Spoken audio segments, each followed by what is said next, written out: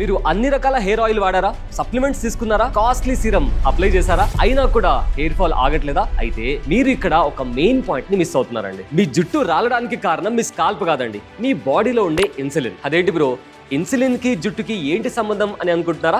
చెప్తా వినండి. మీ blood sugar level normal గా ఉన్నా సరే మీ బాడీ ఇన్సులిన్ కి సరిగ్గా రెస్పాండ్ అవ్వకపోవచ్చు. దీన్నే ఇన్సులిన్ రెసిస్టెన్స్ అంటారు. సో ఇది జరిగినప్పుడు మీ బాడీలో DHT అనే హార్మోన్ ట్రిగర్ అవుతుందండి. ఈ DHT ఏం చేస్తుందో తెలుసా? సైలెంట్ గా మీ హెయిర్ ఫాలికల్ ని చిన్నవిగా చేసి మీ జుట్టు రాలిపోవడానికి కారణమవుతుంది. ముఖ్యంగా 40 ఏళ్లు ఉండి బట్టతల వస్తున్న మగవారిలో ఇన్సులిన్ రెసిస్టెన్స్ ఉండే అవకాశం ఉందని కొన్ని స్టడీస్ చెప్తున్నాయి. High insulin is equals to high DHT and high DHT is equals to faster thinning. Root cause లోపల ఉంటే బయట మీరు ఎన్ని నూనెలు రాసినా రూట్ కాజ్ 0. మరి దీనికి సొల్యూషన్ ఏంటి?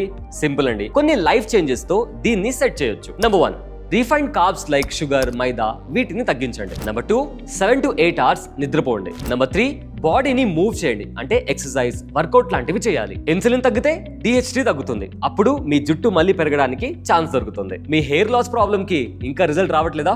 అయితే కాస్త లోతుగా ఆలోచించండి. దీని గురించి మరిన్ని డీటెయిల్స్ కావాలి అనుకుంటే కింద ఇన్సులిన్ అని కామెంట్ చేయండి, లేదా బయోలో ఉన్న లింక్ ని క్లిక్ చేయండి.